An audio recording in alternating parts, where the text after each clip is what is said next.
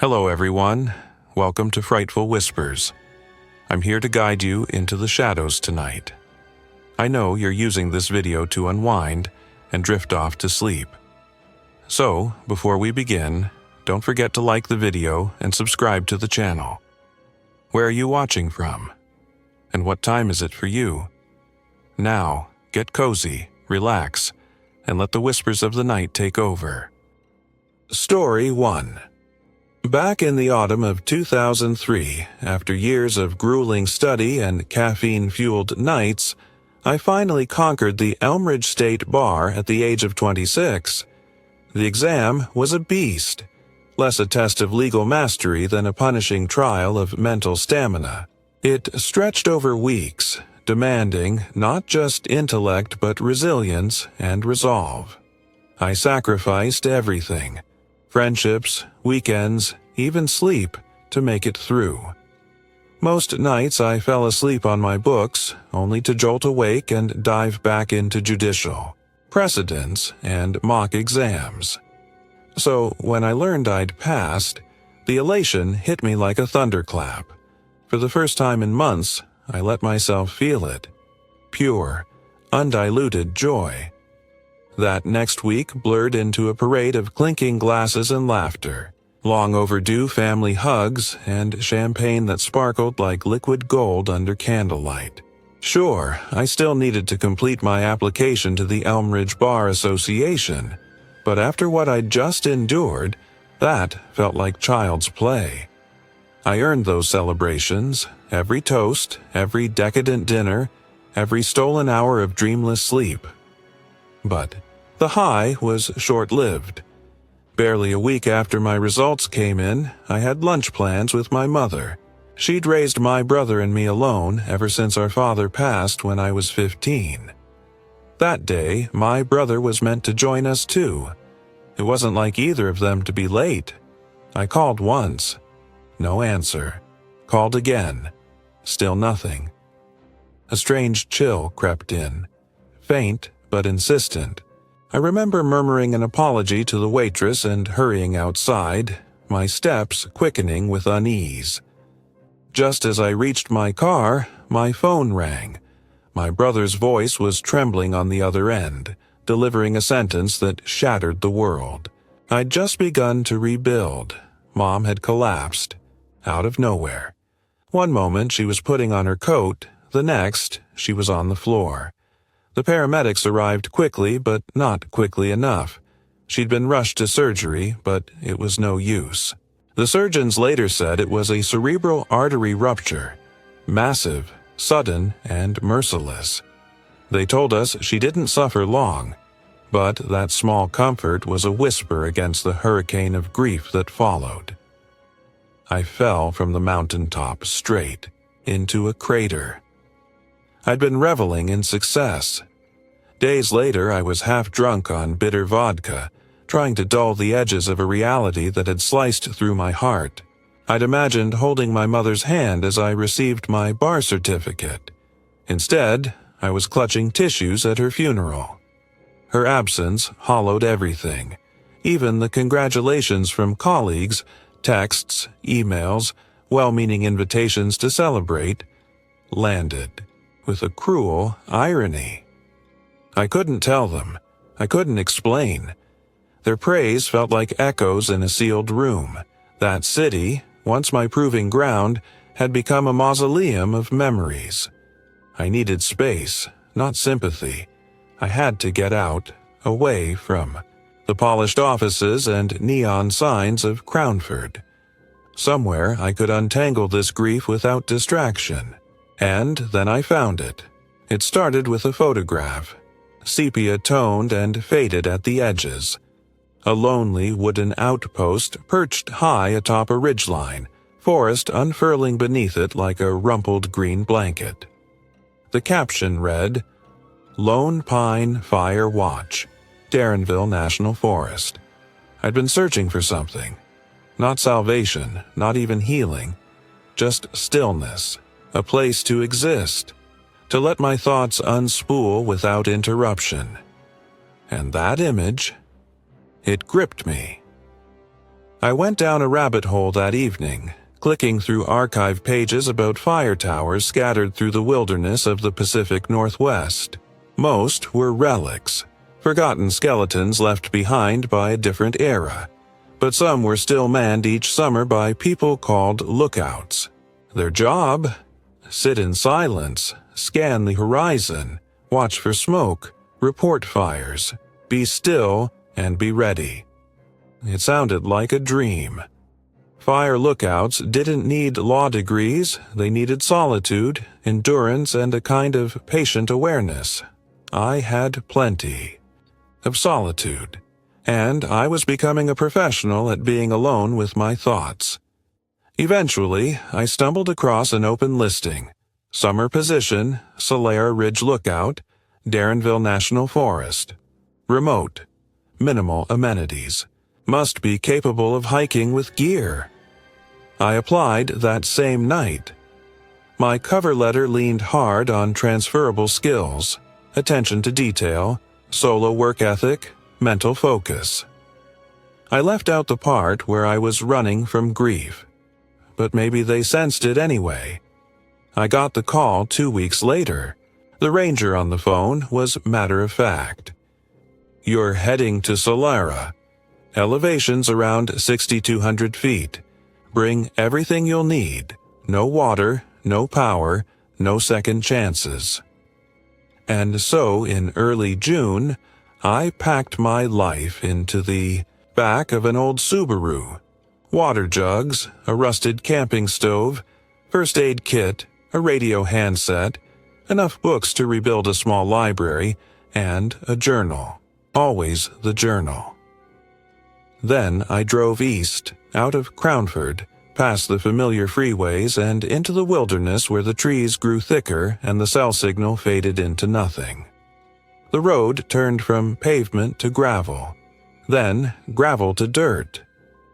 Green hills rose around me, the air sharpening with altitude. Eventually, I reached it. A stubby concrete structure with a one-room cabin atop, like a watchtower for some forgotten kingdom. A ranger met me there, a sunburned man in his 60s with calloused hands and a quiet voice. He walked me around the perimeter and explained the basics. "This here's your toilet.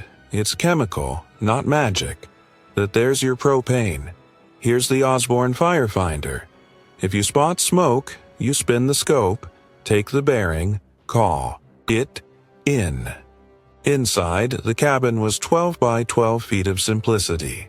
A cot, a desk, radio set, and 4 wraparound windows offering an uninterrupted view of the forest canopy below.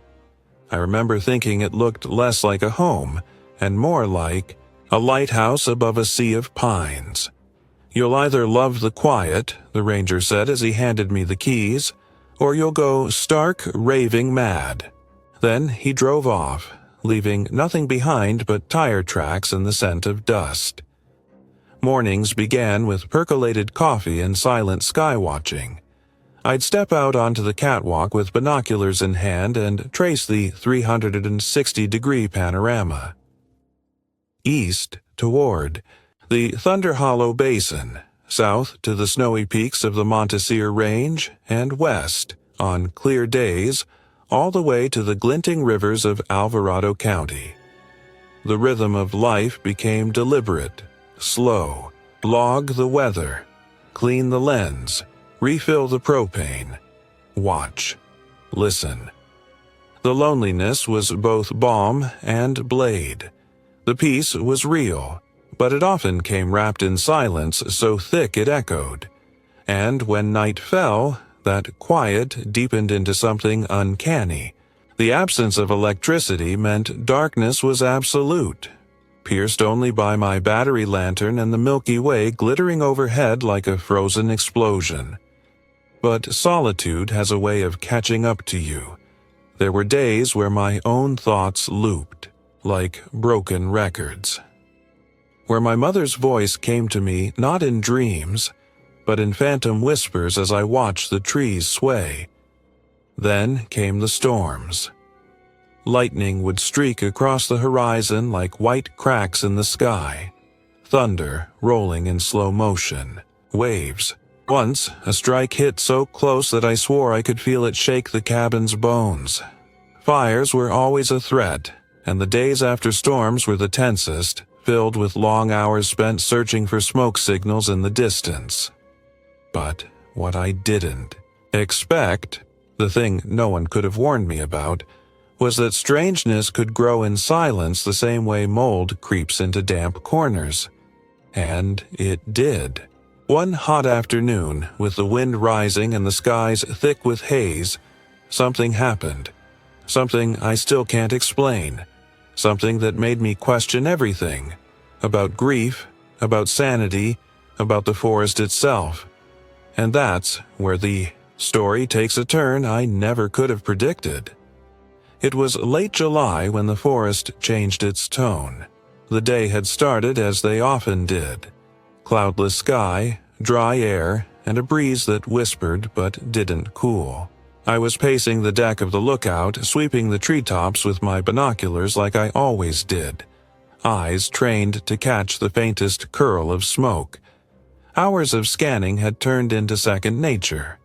Trees blurred into patterns, rocks became old, acquaintances.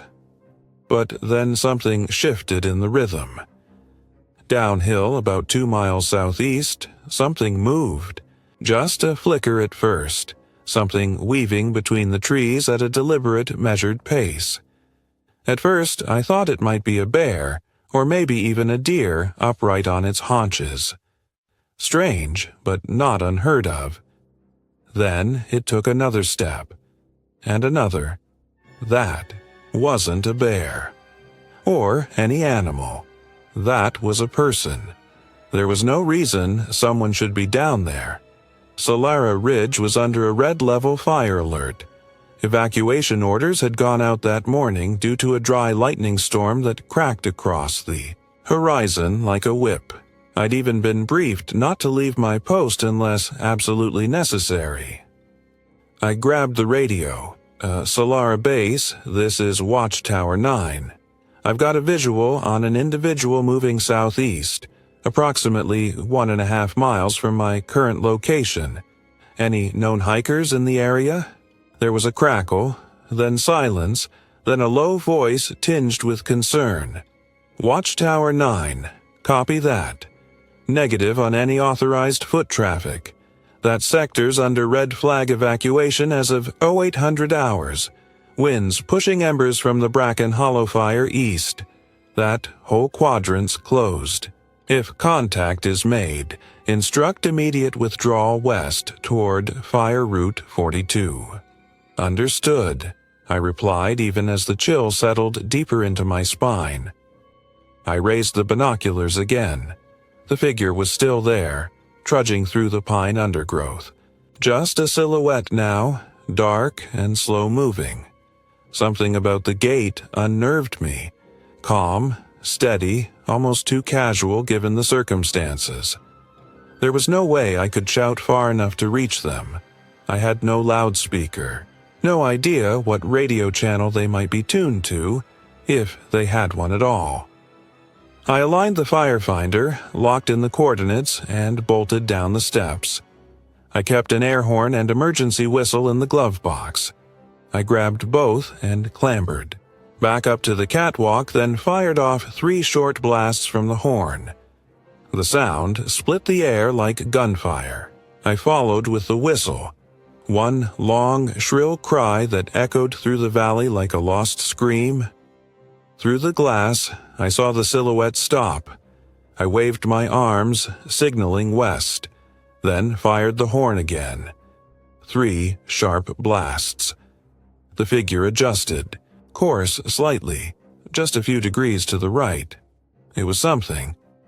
I radioed HQ again and relayed the change.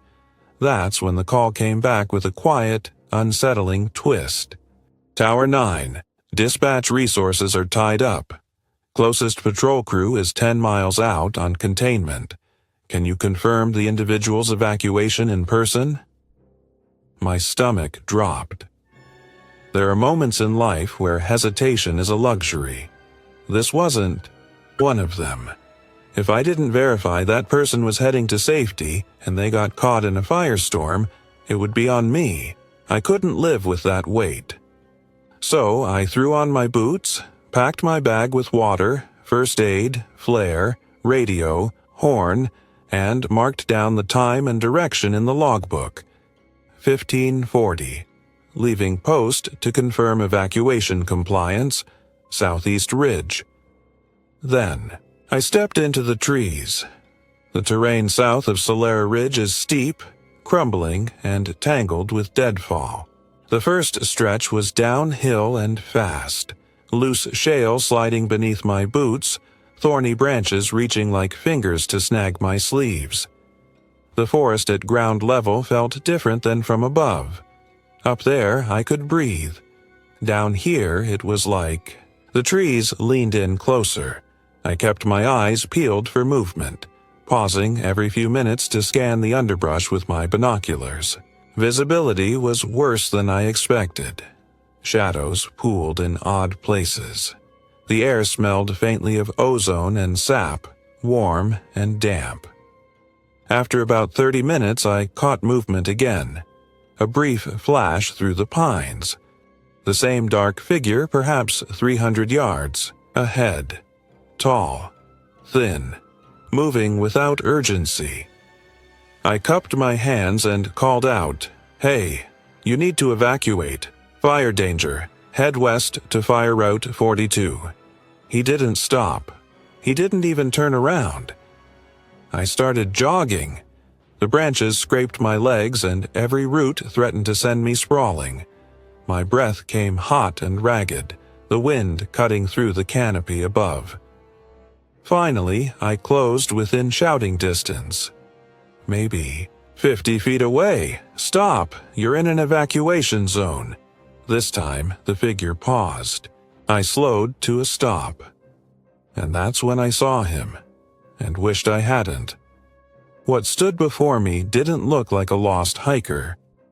His skin, what was left of it, was discolored, blistered, raw like bark peeled from a tree. His back was covered in dark, scabs, weeping sores, and patches that looked almost burned, yet freshly so. There was no shirt, just a warped, sickly sheen across his flesh. His breathing was labored, but steady. I should have backed away. I should have called in and waited. Instead, I froze. His posture was unnatural, stiff. His neck cocked to one side like he was listening. Not to me, but to something far off. Or maybe inward. I stammered, voice cracking like dry twigs. "Do you need medical help? I have a first aid kit. I can..." He turned. His face mirrored his back. The same boils. The same dead, gray tissue. But it was his eyes, or lack of them, that really lodged in my brain. Dark sockets. No whites, no color, just pits. Then he smiled. It wasn't menacing, not overtly, but there was something hollow about it, like a child mimicking a smile they'd only seen in drawings. And still, I couldn't move. Worse, I began to smile back, not out of comfort, not from kindness, but something else, something wrong. Joy, irrational, bubbling joy, started to rise in my chest like warm helium. My limbs tingled, my throat went dry. Then, in a voice I didn't recognize as mine, I whispered the words he mouthed at the exact same moment. "Go home." It wasn't a suggestion. It was a command. And I obeyed. I turned and walked away, just like that. Not once did I look back. Not even as my mind screamed to. Something else was in control. The climb back to the tower was surreal, like waking from a dream while still inside it. The moment I locked the cabin door behind me, The weight of what had just happened crashed over me like a tidal wave. I wanted to call it in, wanted to tell someone. But how do you explain something like that without sounding unhinged? Even now, I don't know if that figure was a hallucination or something else entirely. Grief has its claws. Isolation, too. But nothing I'd ever read, no clinical paper or ranger manual, prepared me for what I saw in those woods. And the strangest part? It didn't feel like a threat. It felt like peace. Like a curtain closing on something too big for me to see.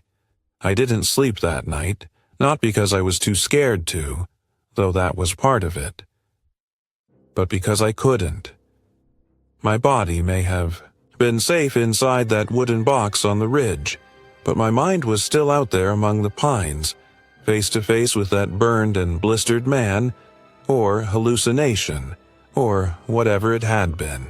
I sat in the center of the cabin, lantern casting yellow shadows against the walls, radio clutched in white-knuckled hands. Every creak of the wood, every rustle of wind against the shutters felt like a knock on the door. I didn't dare go out onto the catwalk. I couldn't bring myself to even glance at the stairs, convinced I'd see him, it, lumbering up from the darkness, smiling that hollow smile. By dawn, the forest looked calm again, but I didn't trust it, not anymore. If I couldn't trust what I saw, I couldn't trust myself. That morning, after circling the cabin in a nervous haze, I keyed the mic. Base, this is Tower 9. I need to request early withdrawal. Mental health grounds. There was a pause. I imagined them flipping through paperwork, wondering if I was cracking from the quiet like so many before me. Then a voice came back, soft and deliberate. Copy that, Tower 9. Can you give us more details? I could have lied, could have blamed insomnia or panic attacks or burnout, but instead, I told them the truth, all of it. I described the man, or the thing that looked like a man. I described the skin, the voice, the feeling, the strange euphoric joy that bubbled up like some twisted drug. I admitted that I hadn't been drinking, hadn't been using anything, that my grief was heavy, yes, but I knew what I'd seen. The line went quiet for a beat longer than usual. Then the supervisor came on. Jansen, a stern woman known for her no-nonsense approach. Okay, she said, her voice softer than I'd ever heard it. We take that kind of thing seriously. Real seriously. Problem is, we're short-handed. Your replacement's still 2 days out. Can you hold down the fort for 24 hours while we work something out? I said yes. I didn't want to, but I said yes. What else could I do? I went through the motions that day. Barely. Logged wind speed, noted a distant thunderhead, scanned the treetops with dead, unblinking eyes. But I didn't see anything. Not really. My mind was elsewhere, replaying those moments in the woods like a broken film reel. That night, I didn't touch the catwalk. I kept the lantern low. I laid down with the rifle on one side and the radio on the other, as if either would help if something came scratching at the door. Dreams came in fits, shadowy, surreal, laced with static. I kept seeing him, standing at the edge of the forest, with that cavernous grin. I'd wake with my mouth open, gasping for breath, sure I'd just whispered something I didn't mean to say.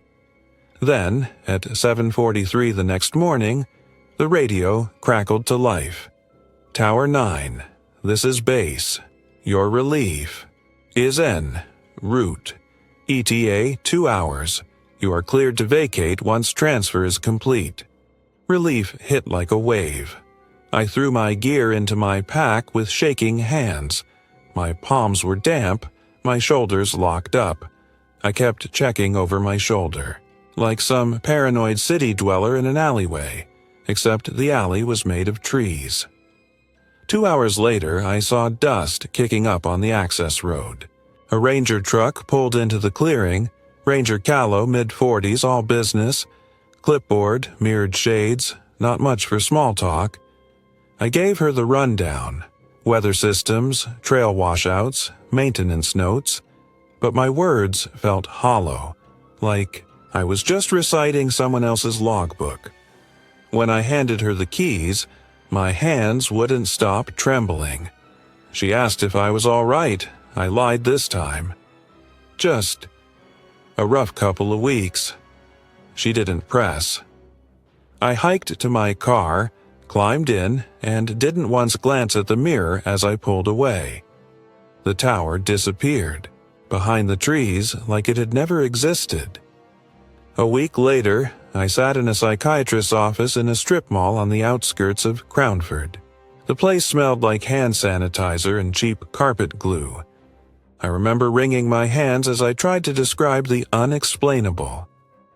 I told her everything, about my mother's death, about the quiet that followed, about the man, his skin, his voice, the joy. I expected disbelief. I expected a polite nod and a prescription. Instead, she just listened. When I finally trailed off, she spoke softly. What you're describing sounds like a classic stress-induced hallucination. It's not uncommon, especially after sudden trauma. The brain can create vivid imagery under extreme pressure. She said my mind had taken my grief and turned it into something visible, something I could confront, that it was symbolic, that it didn't mean I was broken, just hurting. Then she asked me, "Do you blame yourself for your mother's death?" I didn't answer. I wasn't sure I had one. Over the next month, I tried medication. I tried therapy. Some of it helped, some didn't. But no matter how many coping tools I added to the belt, that day in the woods never lost its edge. It still feels sharp. The psychiatrist told me the memory would dull with time. But it hasn't. Because even now, years later, I remember the way his skin glistened in the haze. I remember the breath that caught in my throat. I remember how the words "go home" weren't mine, and how I said them anyway. And I remember more than anything that I didn't want to leave him. I just had to. People at the ranger station call me the quiet one. Not out of disrespect. It's more like a term of endearment, a label for the man who prefers the trees to town, who disappears into a watchtower each summer and comes back a little quieter, a little older, a little harder to read. And I won't lie, I wear the name with pride. I've been posted to Raven's Perch in the Carrick Hollow Preserve for the past 5 summers. Just me, the trees, the wind, and the sky. It's a timber tower with a wraparound deck, perched like a nesting hawk on the edge of Rockjaw Bluff. The cabin creaks when the wind pushes, and the shutters rattle during lightning storms, but I wouldn't trade it for anything. There's peace up there. Real peace. The kind that doesn't exist in towns with sirens and streetlights. Out there, time slows down. You start to notice things. How the pines lean in after a rainstorm, how dusk turns the valley gold, how silence sometimes feels like a presence all its own. But not all silence is friendly. There was one summer, 3 years ago now, when something was off. Something I still don't talk about much. Not because I'm afraid people won't believe me. I don't talk about it because part of me hopes it wasn't real. That season started like the others. June came in with warm wind and dry trails. I hauled my gear up the service road, crates of canned stew, a weather radio, some paperbacks with cracked spines, and my old bolt-action rifle. Not standard issue, of course, but in the backcountry, tradition has weight. At first, things were perfect. The forest was alive, woodpeckers drumming, squirrels leaping across branches, hawks circling above the gorge. I settled into my routine, logging temperatures, scanning the tree line, and letting my thoughts wander. Nights were cool and star-studded. I'd fall asleep listening to the wind whisper through the pines like it was telling secrets. But around mid-July, the forest changed, its mood. The first thing I noticed was the absence. No birds, no rustling in the brush, just this dead stillness, like the woods were holding their breath. I've worked in enough wilderness to know that nature gets quiet when predators are near. Bears, cougars, even people. But this didn't feel like that. It wasn't fear. It was expectation, like the trees were waiting. I started carrying the rifle more often. I wasn't scared, not yet, but something about the quiet felt aware. I began double-locking the hatch at night, something I'd never done before. And in the dark, lying. On my cot with only the lantern burning low, I'd swear I heard things below the tower, branches cracking, gravel shifting, footsteps too heavy to be wind. But every time I looked, there was nothing. Then, as suddenly as it had come, the unease vanished. The birds came back. The underbrush rustled again. A herd of elk passed through the clearing one morning, their hooves kicking up dew. The forest breathed again. I laughed at myself, blamed the isolation, told myself I was seeing patterns that weren't there. That's the thing about being alone too long. Your mind turns into a projector, and sometimes it shows you things you didn't ask to see. But just as I started to relax, the forest reminded me why you never let your guard down out there. It was a late August afternoon, the sky a washed-out blue, and I'd hiked down to the creek about a half-mile west to check the water levels.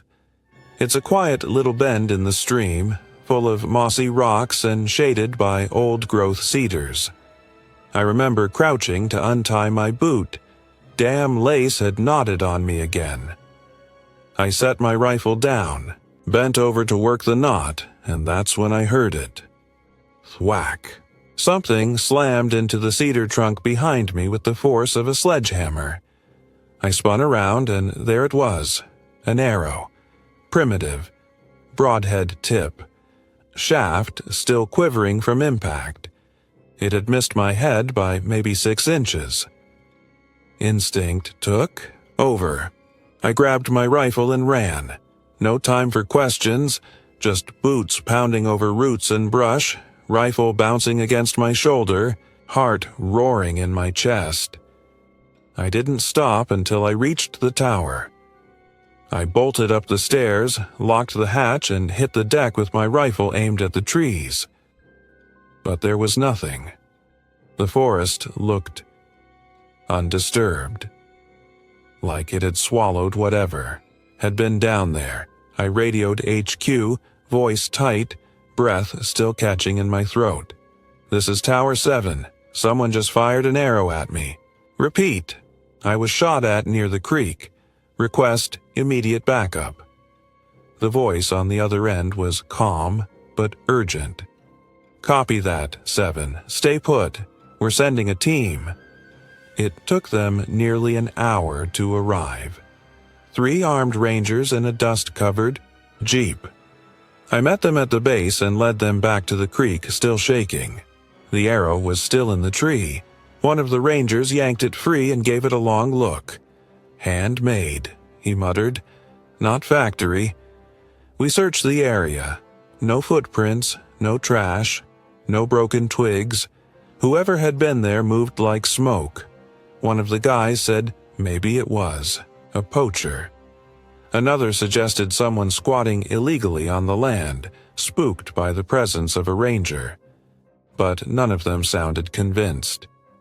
They stayed with me for 2 nights, taking shifts on the catwalk, scanning the woods with night vision, gear, but nothing came back.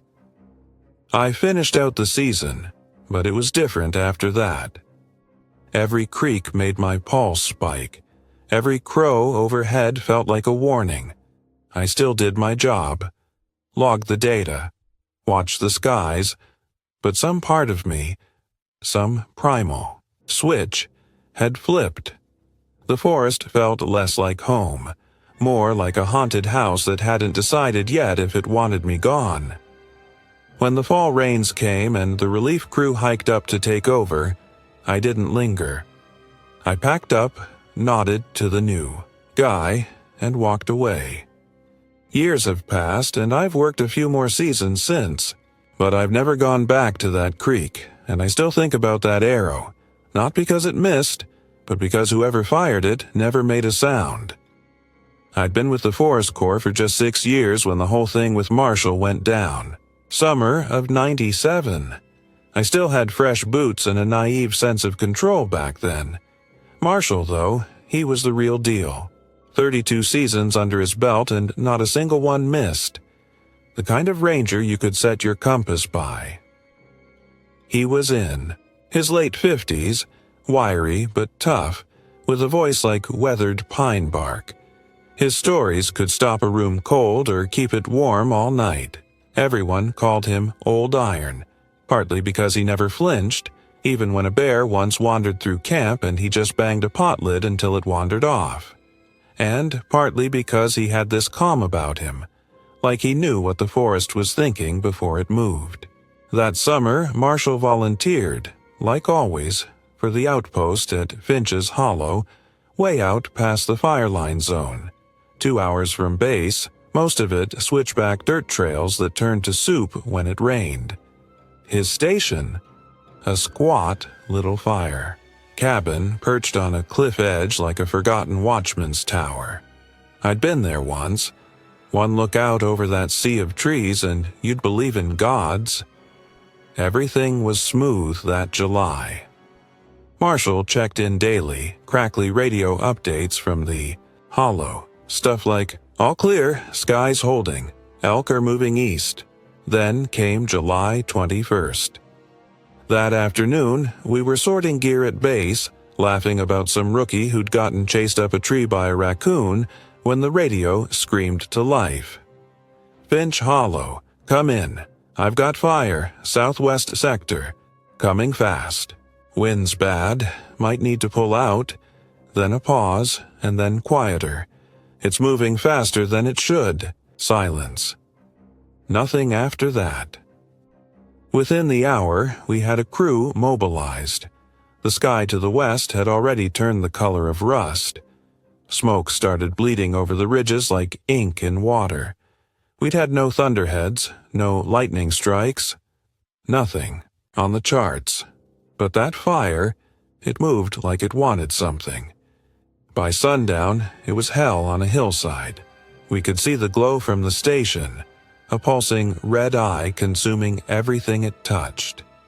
Trees cracked like gunshots. Animals screamed through the smoke. We kept scanning the radio for signs that Marshall had made it out, that he'd taken the access road and was already heading back. But when we found his truck still parked at the trailhead, untouched, with no note, that hope cracked wide open. We searched for him through the ash. The blaze took 2 days to choke out. Once the ground cooled, we went back in. I was part of. The team deployed to sweep Finch Hollow. What we found wasn't a tower anymore, just a pile of scorched beams and twisted metal, melted into itself like wax left too close to flame. His cot, his stove, his logbook, all gone. No tracks, no Marshall. We pushed outwards in concentric search patterns, combing the hills and draws. It was the dogs that found him. Down a narrow ravine, nearly a mile from the station, sprawled on the rocks beneath a blackened tree, barely breathing. I was the second to reach him, his legs were shattered, bent in ways bones shouldn't bend. His face was so caked in soot, it looked like he'd been carved from coal, but it was his eyes that shook me. Wide open. Scanning. Not like he was trying to find help, but like he was still watching the fire roll in. Like it never stopped burning in his head. We got him on a stretcher. As we lifted him, he started vomiting.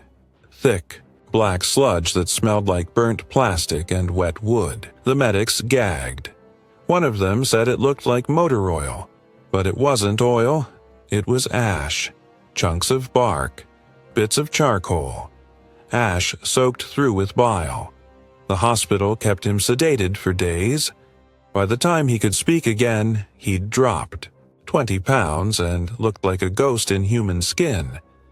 His beard was mostly gone. His voice was hoarse. The chief ranger, Nora, brought me along when she went to talk to him. She figured he'd talk more openly if someone familiar was in the room. He barely looked at us, stared past us instead, out the hospital window like something was still waiting. In the woods. "What happened, Marshal?" she asked gently. What he said next, his exact words, I'll never forget. I saw it eating. He said after the fire swept through, he went back to the station to check what was left. Everything was still smoldering. The ground hissed when he stepped. That's when he saw something. It wasn't human, but it wasn't animal either. It was tall, skinny, burnt black like the fire had tried to erase it, but it hadn't worked. Patches of its skin were peeling, hanging like wet paper. Its face was long, with holes where eyes should have been. It was hunched over a pile of ash, scooping it into its mouth, eating, like it needed it. Then, slowly, it turned its head toward Marshall. "No eyes," he said, "just voids," but he felt it see him. That's when he ran, didn't even think, just bolted through the smoke. Then, darkness. The ravine. Bones cracking like dry twigs. That was all he remembered. Doctors said what he vomited up was mostly tree ash, but not entirely. There were other things. Bits of pine needles, traces of melted synthetic material, things he shouldn't have been able to ingest.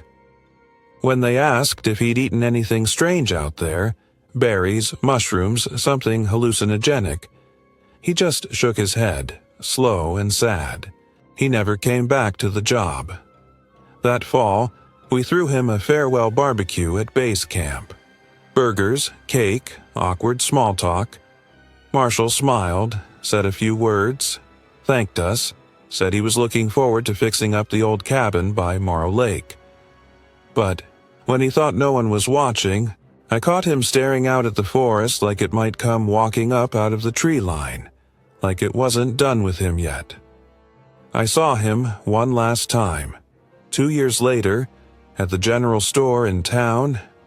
He looked older, smaller somehow, beard all white, eyes a little glassy.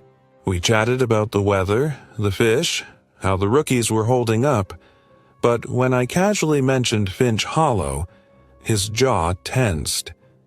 He looked past me, out toward the mountains.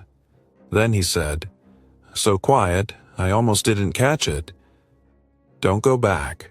Up there," and that was it. He turned and limped down the aisle, leaving the cart behind. I don't know what he saw. Maybe it was the fire, the trauma, the pain.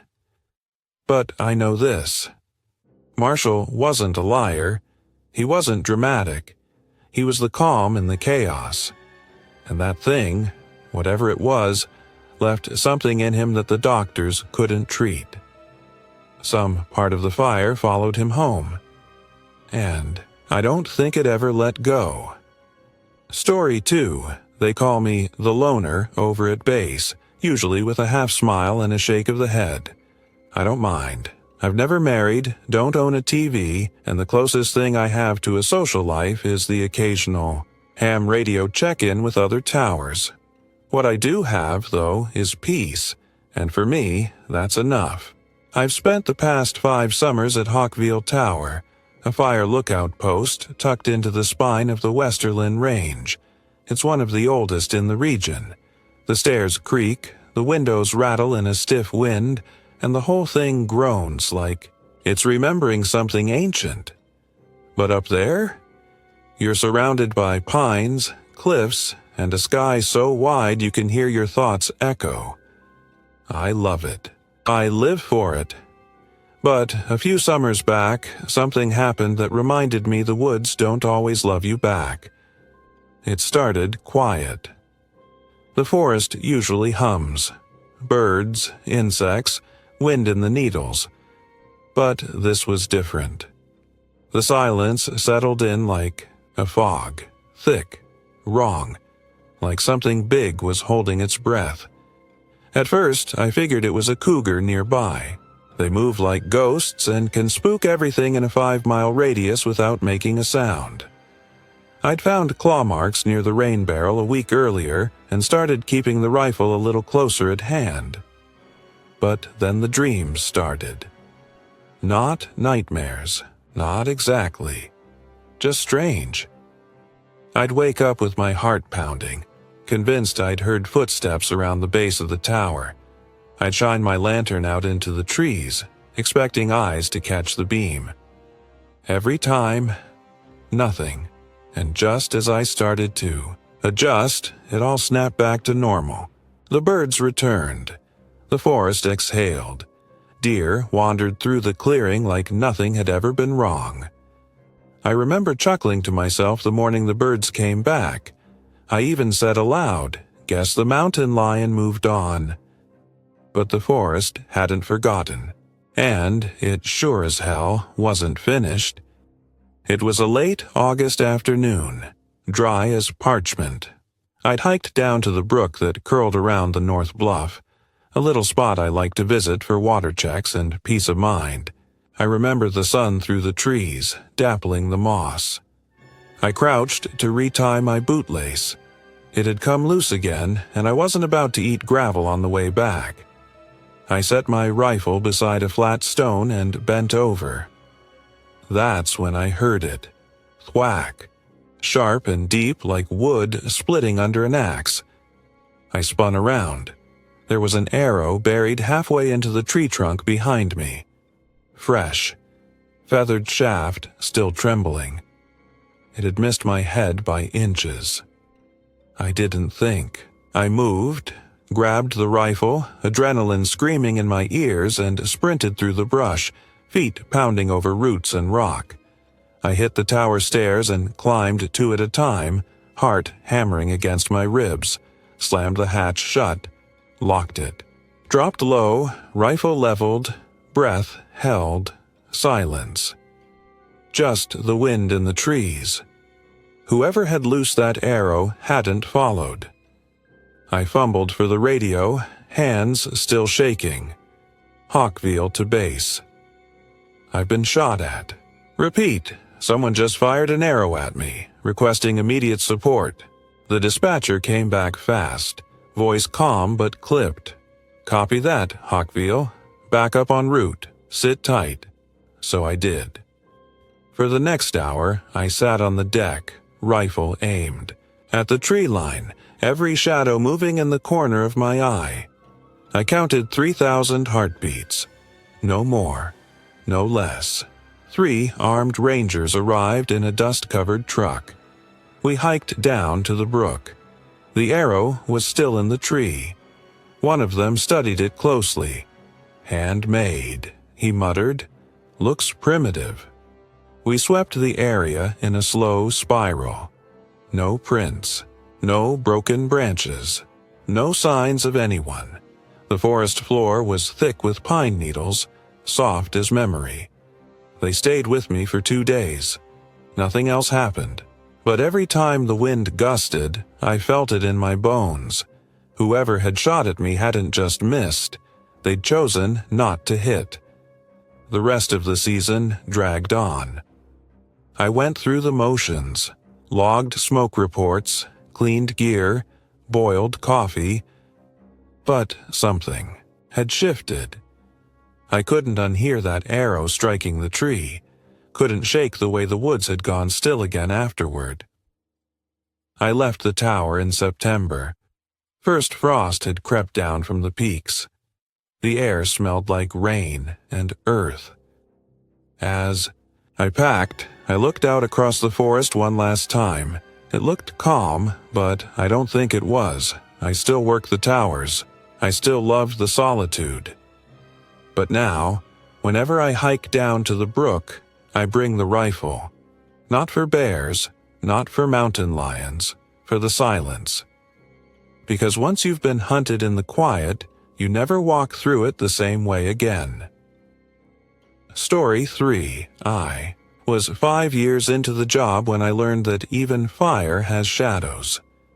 Back then, I still believed in rules, in protocols and predictable outcomes. Wildfires were dangerous, yes, but they were puzzles to be solved: fuel, wind, humidity, terrain.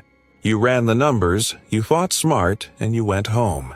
Marshall didn't believe in that kind of certainty. He believed in listening. Some parts of the forest, he once told me, don't burn clean.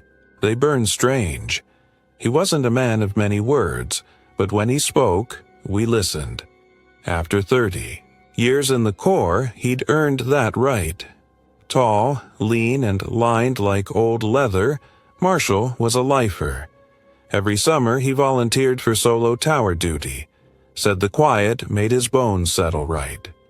That year, he took post Calhoun, deep in the northwest boundary, a squat lookout cabin buried in the hills, reachable only by 2 hours of switchback roads and half a mile on foot.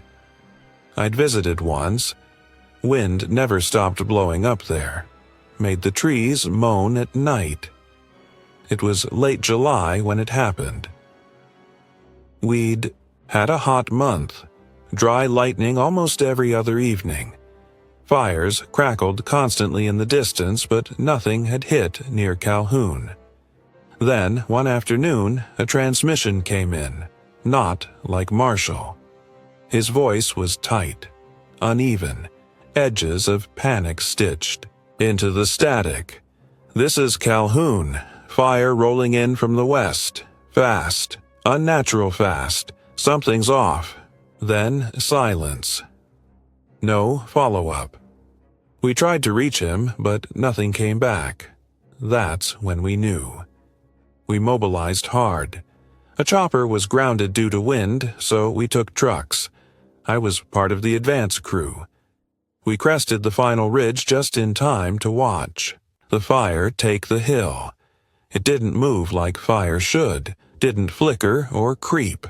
It surged, alive, violent, hungry. Whole swaths of pine turned to glowing skeletons in seconds. The sky bled orange. By the time we reached the access trail, Marshall's lookout was gone. Not just damaged, erased, blackened earth, bent nails in the dirt. No sign of him. His truck was still parked at the head of the trail. Keys in the ignition. Something about that froze my gut. Search and rescue worked into the night. Dogs combed the area. I walked flank with a rookie who didn't say a word the whole time. Marshall wasn't at the tower. He wasn't on the trail.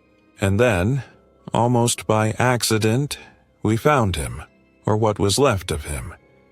He was lying at the bottom of a shallow gulch, maybe 200 yards from the trail, half covered in ash and moss. Bones in both legs snapped clear through. Arms bent wrong. His lips were cracked black, but he was alive. Barely. His eyes were open, flicking side to side as if still watching something burn. He didn't speak right away. Couldn't. We radioed for medevac, stabilized his legs, and waited for the chopper. That's when he started vomiting, and what came out wasn't blood. It was ash. Dark, clotted, chunky, like what you'd find in the bottom of a fireplace after weeks of burning. There were flakes of bark, shreds of something synthetic. His throat sounded like sandpaper as he gasped between heaves. The smell was indescribable, like scorched plastic and rot. Doctors saved his legs. Barely. He'd be limping for life. A week later, I visited him in the burn ward. His skin looked gray, his beard singed away. He wouldn't meet my eyes at first. Then he started to talk. He said he went back after the fire passed, just to see what was left of the tower. Ground was still hot. Air tasted metallic. He stepped into the clearing, and that's when he saw it. Not smoke, not flame. Something else. He described it like this: a tall, hunched figure, skeletal but wrong, like it had once had flesh but burned it off. Its skin was loose, blackened, peeling. No eyes, just pits. It crouched in the ash, scooping it into its mouth with long fingers. It was eating the fire's remains. Feeding. He didn't scream, didn't even move, just stared. Then it turned to look at him, and even with no eyes he felt it make contact. And then he ran. Didn't remember falling. Didn't remember the pain. Just the burning. Doctors said the ash in his stomach was real. Large quantities, enough to poison a man. No one knew how he could have ingested it. No damage to his mouth or throat. But it was there. Marshall never came back to the towers. He retired that fall, moved to a cabin out past the lake. We threw him a farewell dinner, burgers, beers, the usual awkward speeches. He smiled, laughed when we asked about fishing, said he was looking forward to peace. But when no one was watching, I saw him look out across the tree line. He wasn't smiling then. I ran into him years later in a hardware store. He looked thinner, slower. His beard was all white. We talked about the past like people do, but when I brought up Calhoun, just as a passing mention, he stopped. His hand trembled slightly as it tightened on the cart handle. He stared past me, toward the automatic doors, toward the woods. Then he said, softly, "Don't ever go back there." And that was it. He turned, paid, and left. I don't know what he saw. Maybe it was a hallucination. Maybe his mind broke under the stress. Grief and fire and isolation can do that. But I believe him, because I've worked fire lines for 20 years, and sometimes in the ashes I've felt something too. Watching, waiting, feeding. Enjoyed the story? If this tale stirred something in you, made you look over your shoulder or question the silence around you. Don't keep it to yourself. Subscribe for more stories that blur the line between memory and myth. Share your own experiences in the comments, real, imagined, or somewhere in between. Got a strange story of your own? Send it in.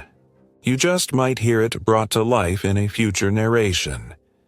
And if you want early access to stories, exclusive content, or just want to support independent storytelling, consider joining on Patreon. Out here, every echo matters, and sometimes the forest whispers back.